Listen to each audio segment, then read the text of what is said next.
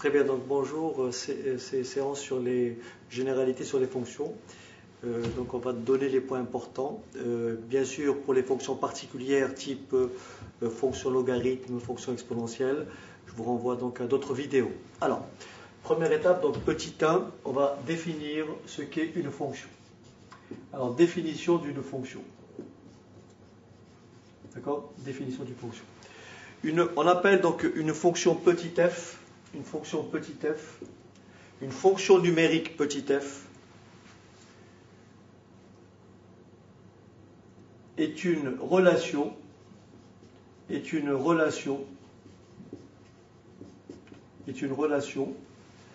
d'un ensemble E, Alors l'ensemble E est une partie de R. L'ensemble E, c'est un ensemble de nombres réels. Ce n'est pas forcément l'ensemble R entier. Donc est une relation d'un ensemble E vers un ensemble F. Une relation d'un ensemble E vers un ensemble F. Qui a tout élément X de E, donc nous avons, si on fait un petit schéma comme ça, on va dire donc c'est une relation d'un ensemble, donc on va l'appeler F, la relation, c'est une relation d'un ensemble E vers un ensemble F, qui a tout réel X de E, associe au plus un nombre réel, d'accord, au plus un nombre réel appartenant à l'ensemble F, d'accord, au plus un nombre réel appartenant à l'ensemble F. Ce nombre réel porte un nom, on dit que c'est l'image de X par F. Et on va noter cette image, tout simplement, F de X. Autrement dit, si je fais un schéma, ici, je vais représenter l'ensemble E. Donc ça, c'est l'ensemble E. On appelle ça l'ensemble de départ. Ça, c'est l'ensemble F. On va l'appeler l'ensemble d'arrivée. Donc l'ensemble E, ensemble de départ. Ensemble F, ensemble d'arrivée. L'ensemble E, bien sûr, contient un certain nombre d'éléments. Donc, bien sûr, l'ensemble E, on va dire qu'il n'est pas dénombrable, qu'il est infini. Autrement dit, il est composé d'un certain nombre. L'ensemble E, donc, comme on l'a dit, est une partie de l'ensemble R. Donc, l'ensemble E contient des nombres réels. L'ensemble F, pareil, c'est une partie de R. Et donc, on va définir une relation qui va lier les éléments de E aux éléments de F. Et cette relation-là,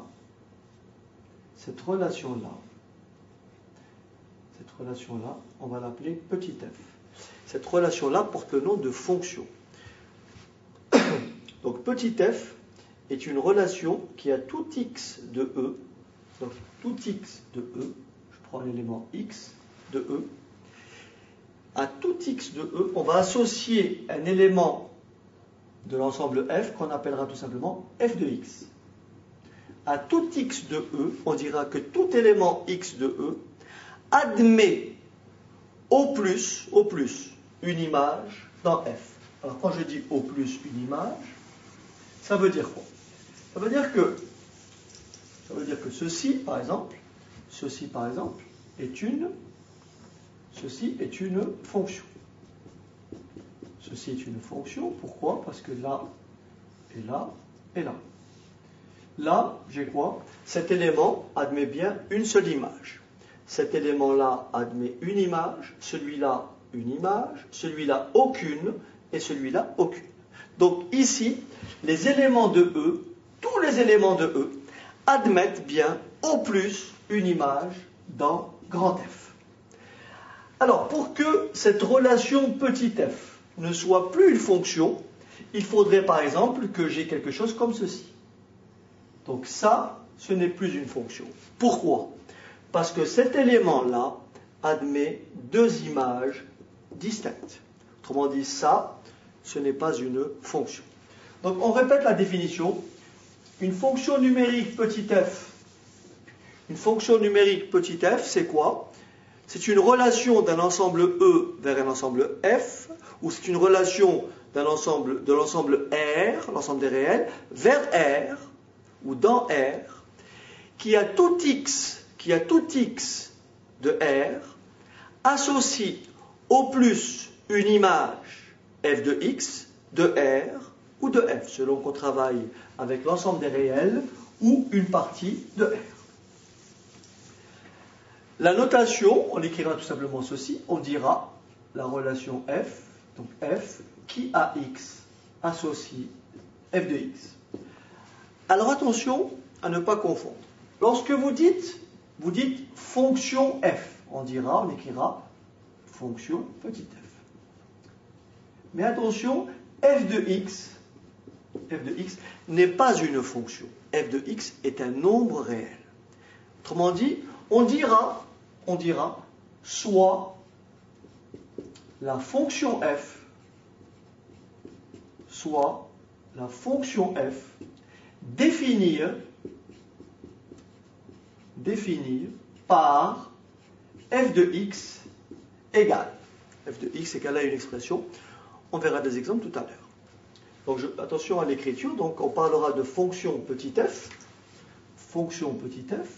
mais on dira, ça c'est quoi? C'est un nombre réel, ça c'est quoi? C'est l'image de x par f. Alors, lorsqu'on dit image de x par f, ça veut forcément dire que si je prends la relation dans ce sens, là j'ai x, et là j'ai f, donc là j'ai f de x, je dirais que cet élément-là admet pour antécédent cet élément-là. Autrement dit, je vais prendre une fonction toute simple. Admettons qu'on définisse une fonction qui a x associe par exemple le double d'un nombre. Donc la fonction f, qu'est-ce qu'elle fait? Elle prend un élément x et elle lui associe son double. Donc si je veux calculer le double de 3, je n'ai qu'à remplacer x par 3. C'est-à-dire, le double de 3, c'est tout simplement 2 fois 3.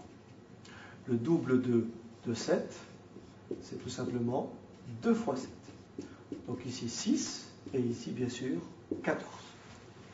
Alors maintenant, on peut se dire, quel est l'antécédent de 18? Autrement dit, quel est le nombre dont le double est 18? Donc l'antécédent de 18, ça s'écrit comment? Ça s'écrit tout simplement comme ça. Ça veut dire f de x égale 18. Autrement dit, cette fois-ci, on me demande de trouver la valeur de x qui admet pour image 18. Ça revient à chercher l'antécédent de 18. Alors comment je fais pour trouver l'antécédent de 18? Je n'ai qu'à résoudre cette équation. Et vous savez très bien que f de x a été défini ici. F de x est égal à quoi? À 2x. Par conséquent, 2x égale 18, ce qui équivaut à dire que x est égal à 18 divisé par 2, soit x égale à 9. Donc l'antécédent de 18, c'est 9. L'image de 9, c'est 18. Très bien. Alors on continue. Alors puisqu'on est en comptabilité gestion, on peut bien sûr dire soit la fonction f qui a x associe, qui a x tarif hors taxe, associe le tarif taxe comprise, si on prend une TVA à 19,6%, ça veut dire que la fonction f, qu'est-ce qu'elle fait? Elle prend une valeur x et elle lui associe le tarif TTC. Autrement dit, le tarif TTC, c'est le tarif hors taxe augmenté de la TVA. Avec une TVA à 19,6, ça nous fait donc forcément un coefficient multiplicateur de 1,196. Donc si x est le tarif hors taxe, 1,196x est le tarif TTC. On dira donc la fonction f est définie ainsi. Elle associe à tout tarif hors taxe, elle associe le tarif TTC. On dira donc que la fonction f est défini par f de x égale 1,196x. Alors si on me dit quel est un article a une valeur hors taxe de 1000 euros, quelle est sa valeur TTC, ben, j'ai qu'à calculer tout simplement l'image de 1000 par f. C'est-à-dire j'ai qu'à calculer f de 1000. F de 1000, n'est-ce pas, est tout simplement égal à 1196. Autrement dit, à un tarif hors taxe de 1000 euros, on associe un tarif TTC de 1196 euros. Alors, bien entendu, comme il s'agit d'un tarif, donc là vous avez compris que l'ensemble des valeurs, l'ensemble des éléments appartenant à l'ensemble de départ, ce n'est plus, je ne peux pas calculer un tarif, je ne peux pas calculer f de combien? F de moins 50, n'est-ce pas? Parce que f de moins 50, f d'un tarif négatif n'existe pas. Par conséquent, il va falloir définir un autre concept qui est tout simplement l'ensemble de définition d'une fonction. Alors, avant d'aborder cet aspect-là, je vais donner quelques expressions de f et on va voir dans quelle situation le domaine de définition ou l'ensemble de définition est nécessaire. On dit aussi, de façon plus large, le domaine d'étude. Ok. Si je prends une fonction, alors, on a divers types de fonctions. Ça, là, c'est une fonction qu'on appelle, celle-ci, c'est une fonction qu'on appelle une fonction comment? Constante. Pourquoi une fonction constante?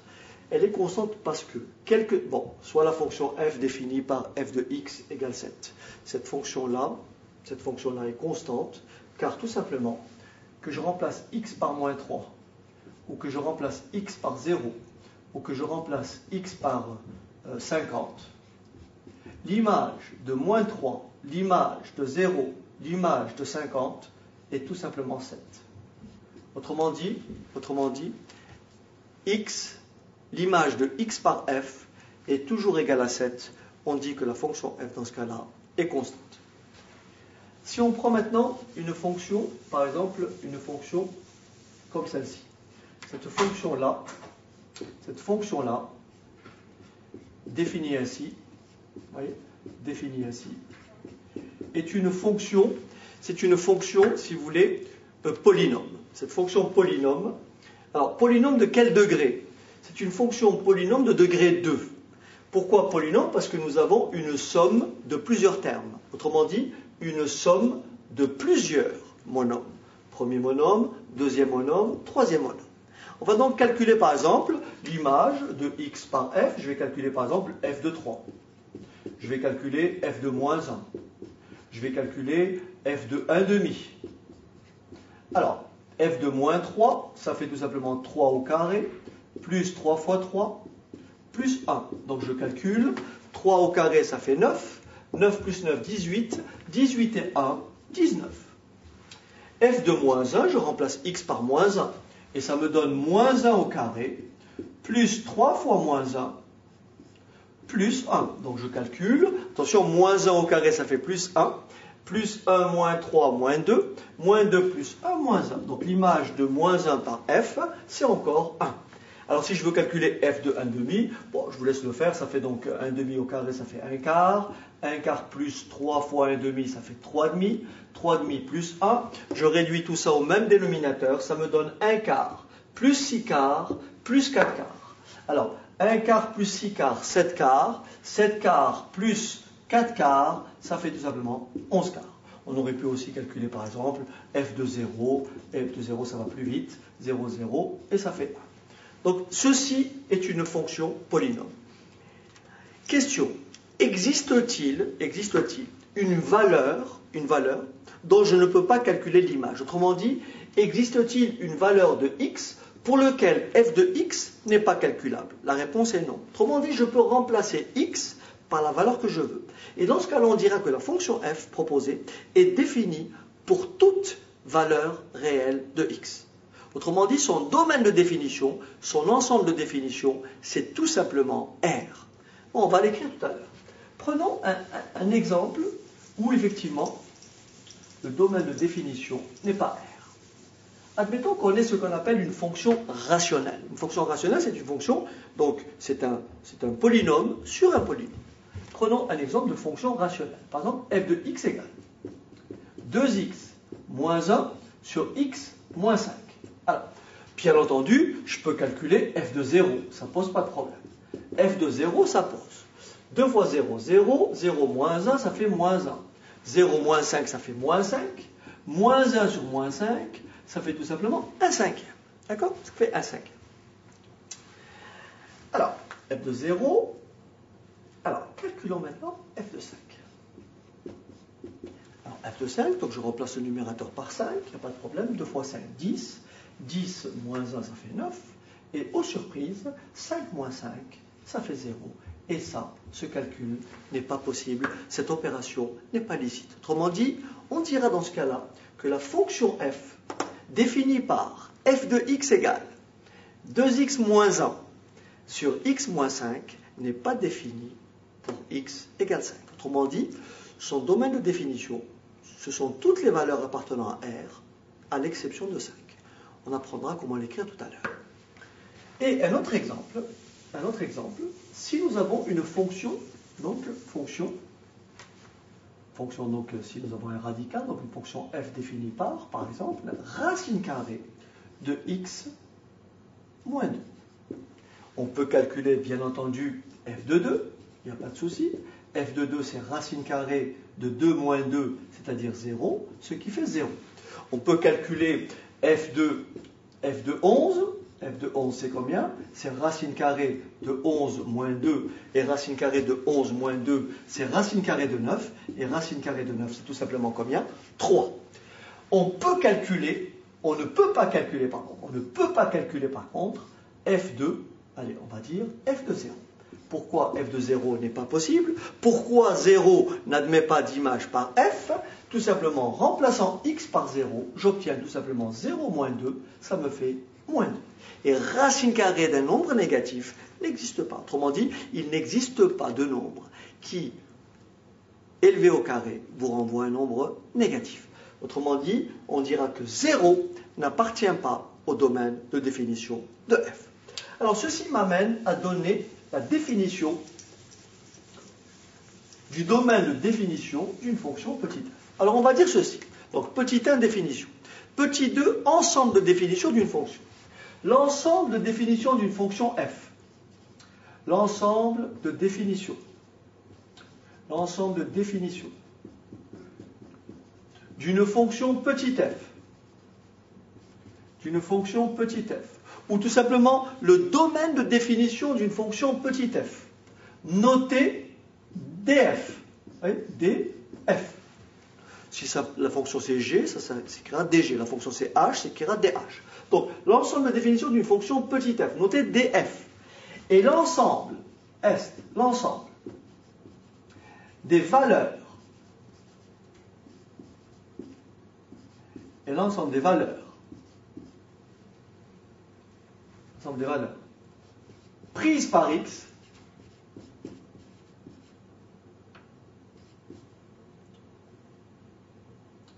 Et l'ensemble des valeurs prises par x, l'ensemble des valeurs de x, pour lesquelles, ces valeurs-là, pour lesquelles f de x, pour lesquelles f de x est calculable. Pour lesquelles f de x est calculable. Pour lesquelles f de x existe. Alors, qu'est-ce qui n'est pas calculable? Qu'est-ce qu'on retiendra pour ce qui nous concerne?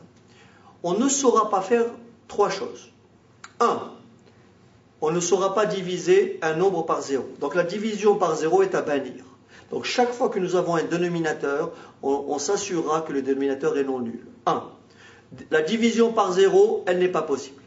La racine carrée d'un réel négatif n'existe pas. Donc chaque fois qu'on a un radical, il faut s'assurer que le radicande est positif ou nul. Troisième situation interdite, lorsqu'on verra les fonctions logarithmes, le logarithme de 0 n'existe pas, le logarithme d'un nombre négatif n'existe pas. Autrement dit, devant une fonction ln, il faut que x soit comment? Strictement positif. Donc le logarithme de 0 n'existe pas, le logarithme d'un nombre négatif n'existe pas, la racine carrée d'un nombre négatif n'existe pas, et enfin, la division par 0 n'existe pas ou n'est pas possible. Ceci donc m'amène à donner les exemples suivants. Mais avant, je dirais quoi? Je dirais donc que D de F, c'est quoi? C'est l'ensemble des x appartenant à R, tel que, c'est l'ensemble des x appartenant à R, tel que, tout simplement, f de x, tel que f de x existe.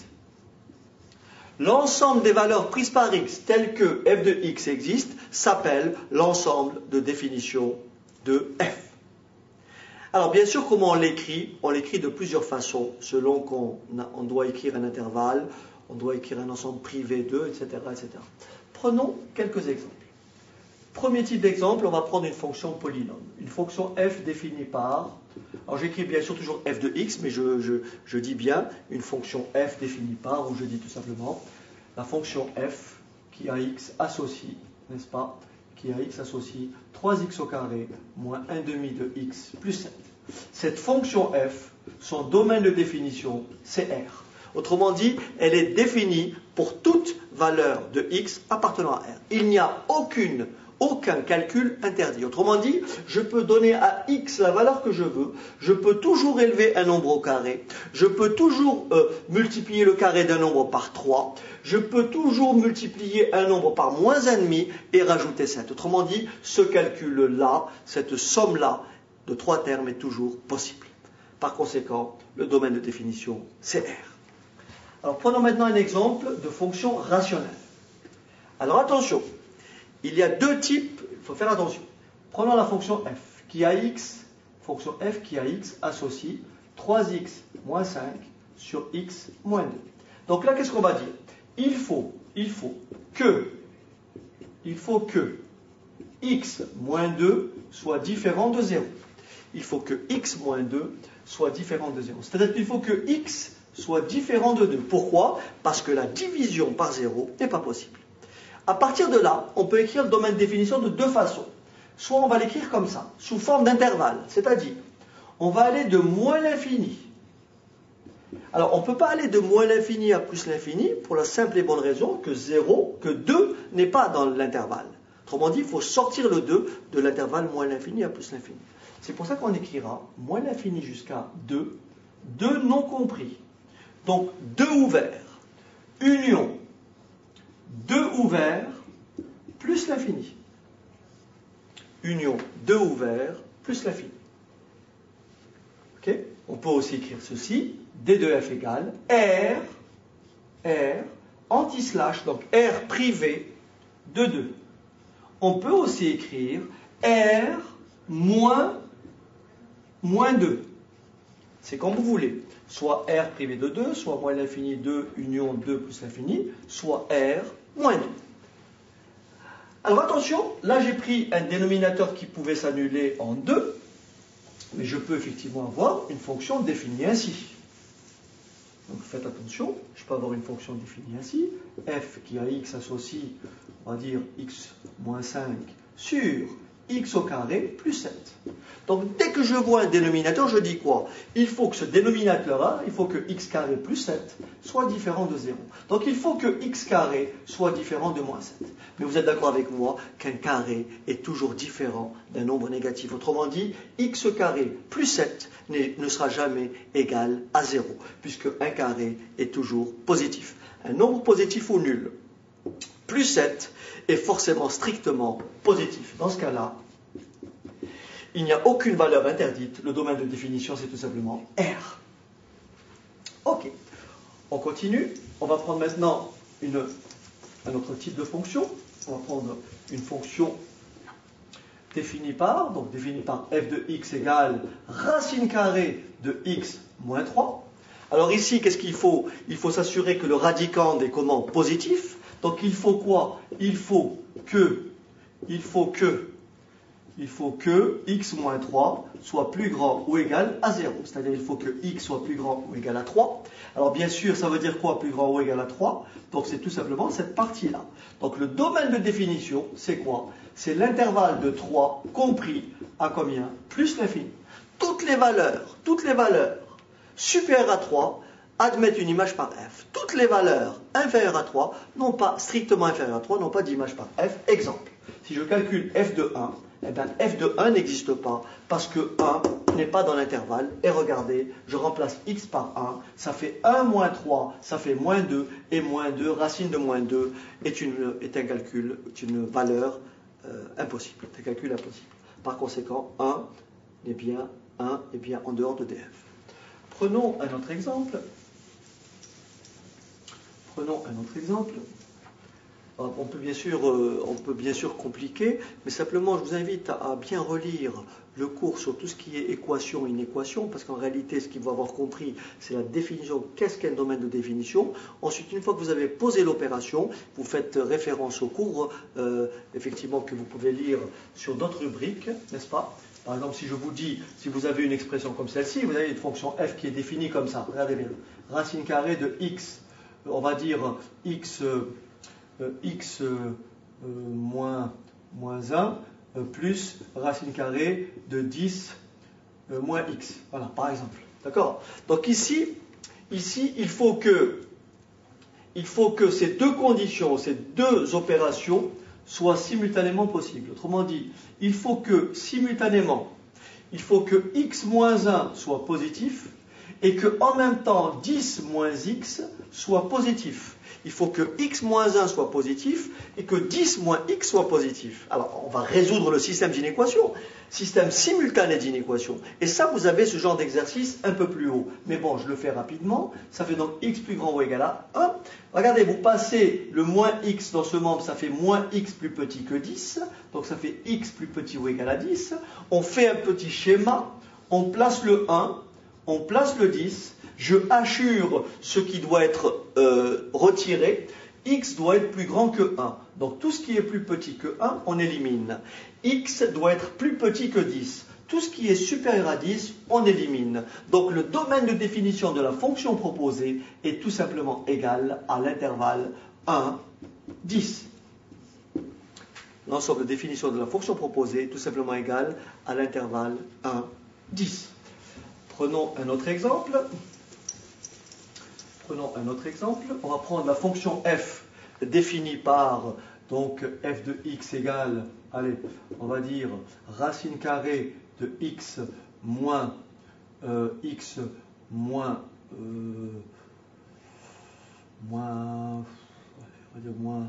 plus 1 ou plus 2, d'accord, sur x carré moins 7x plus 6. Par exemple. Donc ici, attention, un tout petit peu plus compliqué. Nous avons en haut un radical. Nous avons en bas un dénominateur. Donc qu'est-ce qu'il faut poser? Il faut que simultanément x plus 2 soit positif ou nul. Et en même temps, il faut que x carré moins 7x plus 6 soit différent de 0. Alors, pour le haut, il n'y a pas de souci. Ça me fait quoi? X, tout simplement, supérieur ou égal à moins 2, parce que je passe le 2 dans l'autre membre, et ça fait donc x plus grand ou égal à moins 2. Ici, j'ai un trinôme du second degré. Il faut déterminer les valeurs de x, n'est-ce pas? Il faut déterminer les valeurs de x pour lesquelles ce trinôme est nul. Et vous savez que pour résoudre l'équation, une équation du second degré, il faut calculer delta. Je vous propose de calculer delta. Le delta, donc petit a c'est 1, petit b c'est moins 7, et petit c, c'est 6. Donc, delta est égal à quoi? À b carré, 49, moins 4ac, 4 fois 1 fois 6. 4 fois 1 fois 6, 24. 49 moins 24, ça fait 25. Donc, delta est égal à 25. Ça veut dire que cette équation-là admet deux racines, deux solutions. La première solution, c'est x1 égale moins b, 7, moins racine de delta, moins 5, sur 2a, sur 2, 7 moins 5. 2 sur 2, ça fait 1. Deuxième solution, x2 égale 7 plus 5 sur 2. 7 plus 5, 12. 12 sur 2, ça fait quoi? 6. Regardez bien ce qui se passe. Il faut que x, ici vous avez moins 2. Regarde, vous avez moins 2. Vous avez ici 1. Vous avez ici 6. Il faut que x soit plus petit que moins 2. Plus grand que moins 2. Donc tout ce qui est inférieur à moins 2, on élimine. Il faut que x soit différent de 1. Il faut que x soit différent de 6. Donc là, je vais mettre une petite double barre, et là, je vais mettre une petite double barre. Ce qui veut dire que l'ensemble de définition de la fonction proposée, ça va être quoi? Ça va être tout simplement ceci. L'ensemble de définition de la fonction proposée, ça va être quoi? df égale l'intervalle de, moins 2 compris, parce que ça peut être égal à 0 au numérateur. C'est plus grand ou égal à moins 2. Donc, moins 2 compris. Jusqu'à combien? 1 non compris. Union. 1 non compris. Jusqu'à 6 non compris. Et bien sûr, ça va jusqu'à combien? Plus l'infini. Union. 6 non compris. Plus l'infini. Bien sûr, ce calcul est trop long. On va l'écrire plus simplement. Voilà comment on va l'écrire. On va simplement écrire d de f égale l'intervalle de moins 2 à plus l'infini. Bien sûr, privé de quelle valeur? Privé de ces deux valeurs, 1 et 6. Voilà le domaine de définition de la fonction f proposée. On passe maintenant à la troisième rubrique, qui est la courbe représentative d'une fonction. Alors, on y va. Et on va dire ceci.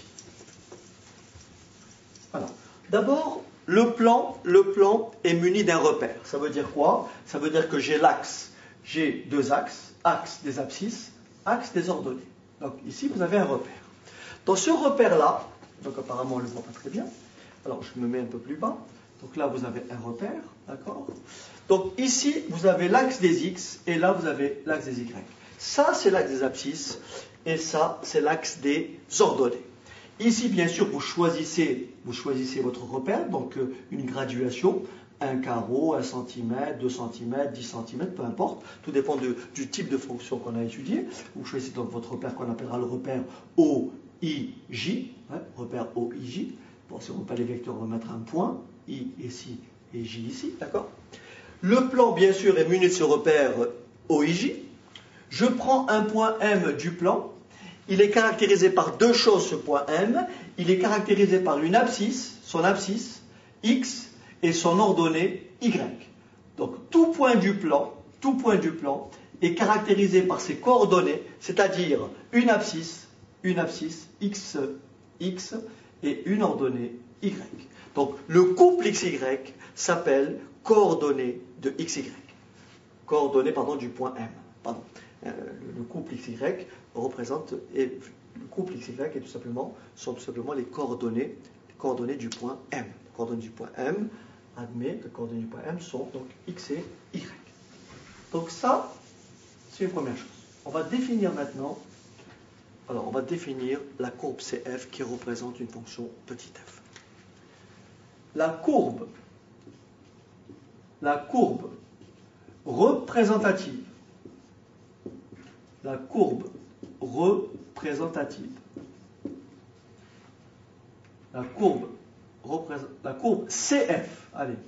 CF, représentative d'une fonction petit f, notée CF, est l'ensemble des points M du plan, de coordonnées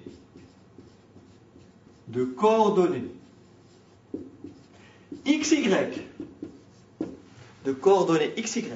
telles que l'ordonnée du point Y est tout simplement égale à f de x. Autrement dit, l'ordonnée du point est tout simplement l'image de x par f. Alors, on va prendre un tout petit exemple. Donc, en réalité, si je fais un petit schéma ici, j'ai quoi? J'ai une fonction comme ça. Là, j'ai une courbe. Voilà, j'ai une courbe comme ça. là c'est y égale f de x, ok. Là j'ai un point M, ça veut dire que ce point M a pour abscisse x et pour ordonnée f de x. Donc ce point M, il est bien caractérisé par le couple x, f de x. Ok. Alors, on a des fonctions particulières. Alors, on va commencer par une fonction donc, de type affine. Alors, une fonction de type affine est une fonction qui a x associe tout simplement, qui a x associe ax plus b, d'accord? C'est une fonction de type affine. Elle est définie donc par f de x égale ax plus b. Donc là, on appelle ça une fonction affine. Fonction, je ne sais pas si vous voyez, je l'écris ici, fonction affine. 2f-i-n. Ok. Fonction affine. Donc c'est une fonction qui a x associe ax plus b. Petit a et petit b sont des nombres réels. Il faut savoir ceci. Une fonction affine est toujours représentée, une fonction affine du type donc f de x égale ax plus b, admet toujours pour représentation graphique une droite. À une fonction affine définie par f de x égale ax plus b est associée la droite d'équation y égale ax plus b. Autrement dit, si je vous donne une fonction affine définie par à x, on associe x moins 3. Et on vous demande de représenter graphiquement cette fonction. Comme vous savez que c'est une fonction affine, et que vous savez qu'une fonction affine est représentée par une droite, il vous suffit d'avoir 2 points. Mais on va prendre 3 points par sécurité. Et on va dire ceci. Là, c'est ce qu'on appelle un tableau de valeurs. Là, c'est ce qu'on appelle un tableau de valeurs. Autrement dit, on va donner à x des valeurs successives, et on va calculer l'image de x par f, c'est-à-dire on va calculer f de x. Alors si je donne à x la valeur, par exemple, admettons 3, ou la valeur 0, donc f de 0, je remplace x par 0, ça fait moins 3. Si je donne à x la valeur 3, je remplace x par 3, 3 moins 3, f de x, f de 3 égale 0. Si je donne à x la valeur, on va dire 6, 6 moins 3, ça fait 3. Donc je trace mon repère, n'est-ce pas? Je trace mon repère. Je place les points de coordonnées 0, moins 3. Oui, 0, moins 3. 3, 0. Voilà. Et 6, 3. 6, 3. Et vous voyez bien que ces points sont bien alignés. Donc ça, ceci est la représentation graphique de la fonction f. Autrement dit, c'est bien une droite. Si je continue à prendre d'autres points, ils seront tous, bien sûr, placés là-dessus. Parce qu'une fonction affine est représentée par une droite. La particularité d'une fonction linéaire, c'est que petit b est égal à 0, et cette droite-là, cette fois-ci, elle passera par l'origine des axes, parce que si j'enlève le b qui est là, vous voyez, je remplace x par 0, elle passera par le point de coordonnées 0, 0. D'accord? Ça, c'est la particularité d'une fonction linéaire, elle passe par l'origine des axes. Donc ça, c'est une fonction affine. On peut aussi avoir, par exemple, une fonction carrée. Une fonction carrée, c'est une fonction qui a x, n'est-ce pas? C'est une fonction qui a x, associe, c'est une fonction qui a x, fonction carrée, c'est une fonction qui a x, associe x au carré. Alors on peut la représenter comment? On va faire un tableau de valeurs. Donc on va donner à x des valeurs successives, x, f de x égale 0, le carré de 0, ça fait 0. 0,5, le carré de 0,5, ça fait 0,25. X égale 1, le carré de 1, ça fait 1. X égale 2, le carré de 2, ça fait 4. Le carré de 3, x, le carré de 3, c'est 9. Donc f de 3, c'est 9.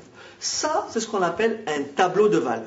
Alors j'ai pris un exemple très simple, mais la fonction elle peut être très compliquée, elle peut être du type la fonction qui a x associe, je ne sais pas moi, 3x sur x au carré plus 8x plus 9, x que multiplie ln de x plus 7 plus 3, exponentielle de 3x plus 8 divisé par sur x moins 3, etc., etc. Donc le tableau de valeurs se construit aisément. Bien sûr maintenant vous avez une calculatrice, vous injectez la valeur de x et ça vous renvoie bien sûr automatiquement les valeurs prises par f. Autrement dit, cette table de valeurs, vous pouvez la générer à l'aide, d'une calculatrice, bien sûr, programmable. Vous avez à ce propos des vidéos là-dessus sur le site. Alors, Ici, si je m'amuse à représenter mon repère, qu'est-ce que je vais faire? Alors, vous avez remarqué que j'ai pris que des valeurs positives de x, mais x peut prendre des valeurs négatives. Mais vous avez compris que si je remplace x par moins 0,5, ça me fait moins 0,5 le tout au carré, ça fait 0,25. Par moins 1 le tout au carré, ça fait plus 1. Autrement dit, que x soit positif ou négatif, f de x prend les mêmes valeurs. Cette fonction-là, elle porte un nom, on dit que c'est une fonction paire. Une fonction paire a sa courbe qui est symétrique par rapport à l'axe des ordonnées. Vous allez voir tout de suite. Alors je trace mon repère, n'est-ce pas? Je trace mon repère et je place mes points. Alors je trace mon repère, je place mes points. Donc là je place 1, 2, 3. Donc là je place jusqu'à 9. 1, 2, 3, 4, 5, 6, 7, 8, bon, 9, j'empiète un peu.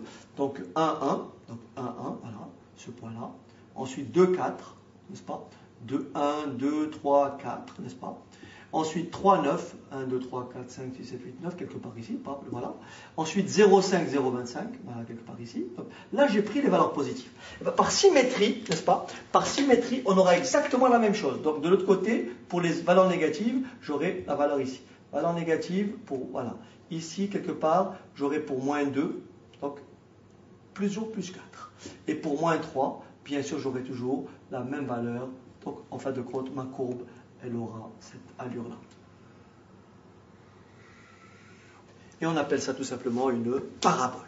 Vous avez compris que cette courbe-là est parfaitement symétrique par rapport à l'axe des ordonnées. On dit que c'est une fonction comment? Paire. Autrement dit, quel que soit x appartenant à df, son opposé appartient à df, et bien entendu, f de moins x est tout simplement égal à f de x. Autrement dit, l'image d'un nombre positif ou l'image d'un nombre négatif, de l'opposé de ce nombre, donc l'image d'un nombre négatif par f, est exactement identique. Dans ce cas-là, sa courbe est parfaitement symétrique par rapport à l'axe des ordonnées. Donc voilà pour ce qu'est une courbe représentative. Alors bien sûr, ça sera beaucoup plus facile à faire lorsqu'on a avancé sur le cours, sur les fonctions, notamment pour tout ce qui est calcul dérivé, etc., etc.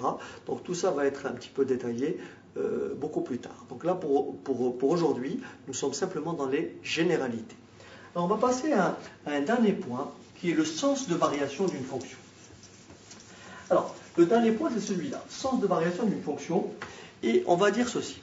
On va supposer que la fonction f est définie sur un intervalle i. On va supposer que la fonction f est définie sur un intervalle i, d'accord?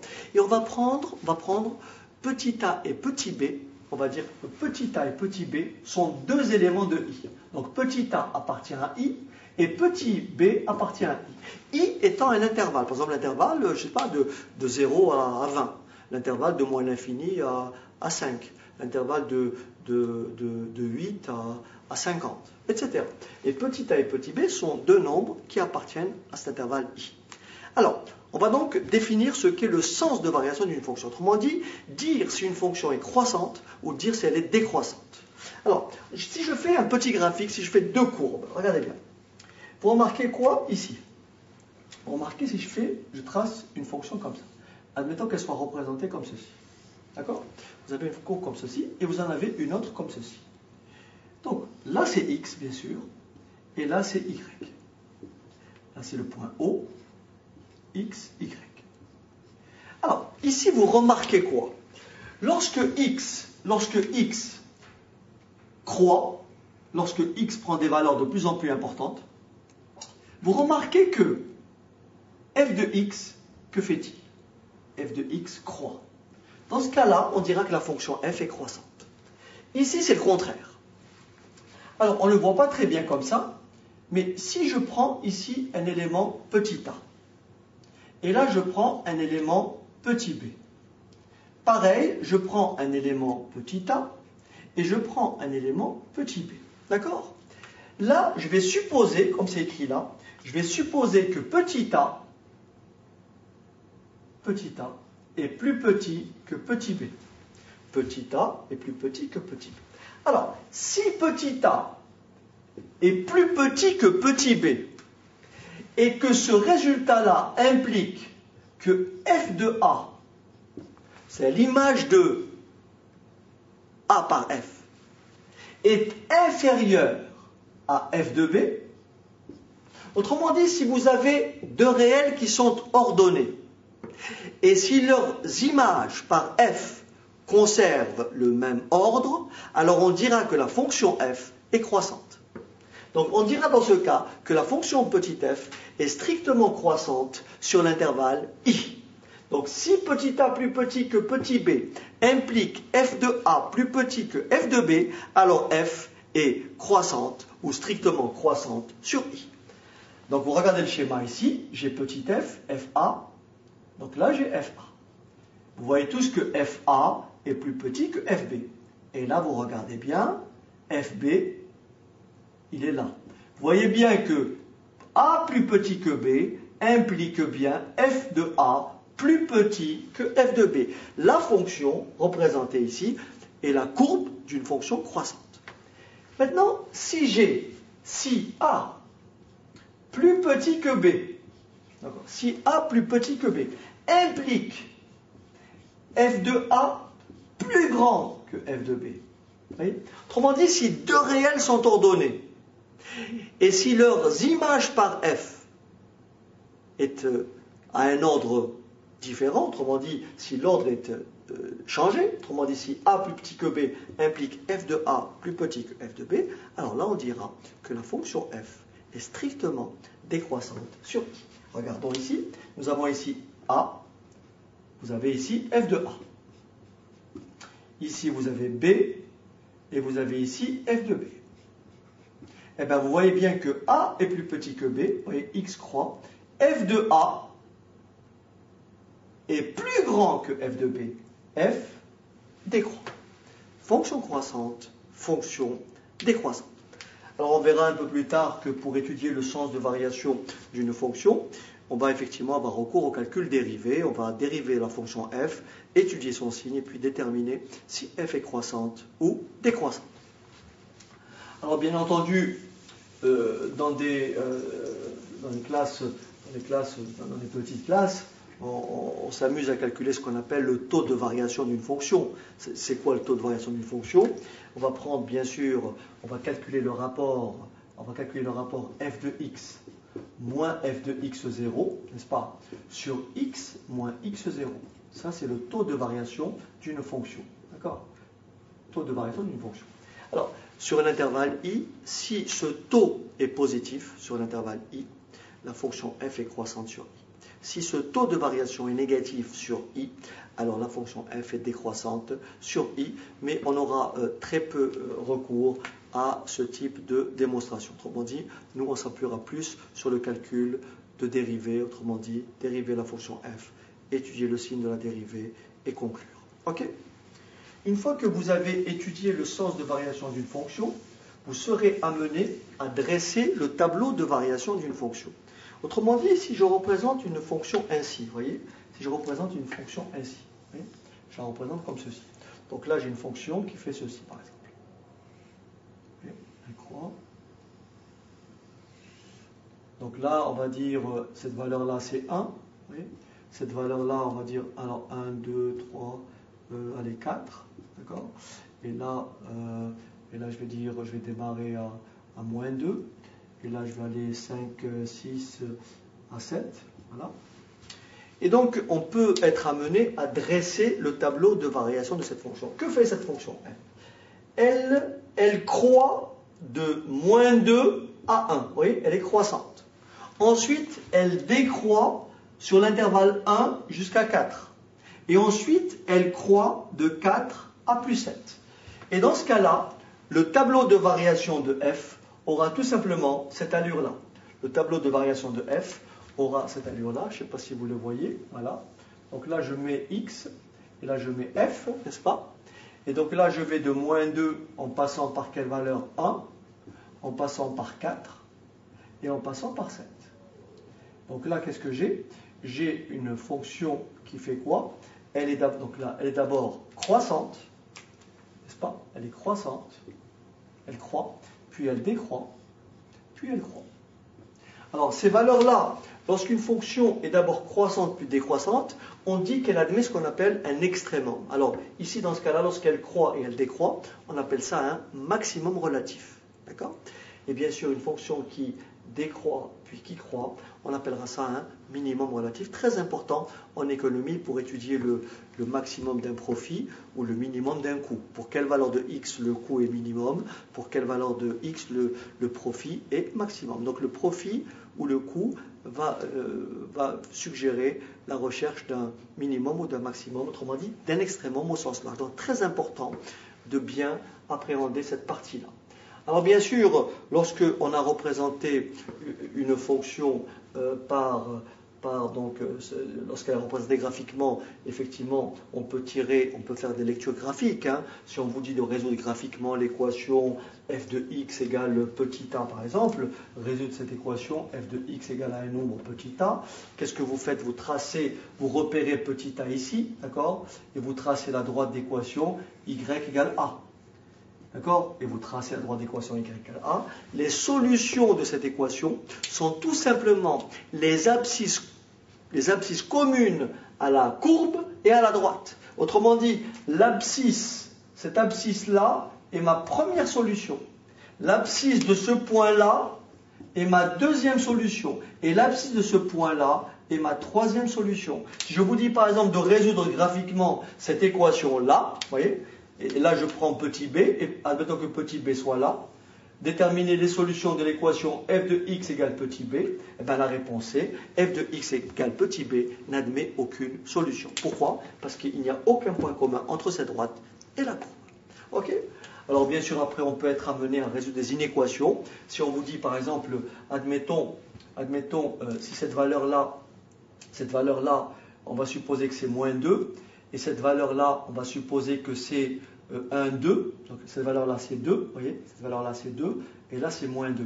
Et là, c'est toujours petit a. Si on vous dit pour quelle valeur de x, résoudre l'équation f de x plus grand que a, d'accord? F de x plus grand que a, donc là, on va supposer que c'est 6.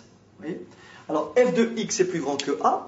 Autrement dit, quelles sont les abscisses des points de la courbe situés au-dessus de a? Alors, les abscisses des points de la courbe situés, les points de la courbe au-dessus de A sont tous ces points-là. Et ces points-là. Voilà. Donc, les abscisses associées, c'est tout simplement les valeurs comprises entre là et là. Donc, l'ensemble des solutions de l'inéquation f de x plus grand ou égal à A, c'est tout simplement S égale l'intervalle de moins 2 à combien? À 2. L'intervalle de moins 2 à 2, union 6 à 7. Union, l'intervalle 6, 7. Donc voilà comment on fait pour résoudre graphiquement des équations et des inéquations.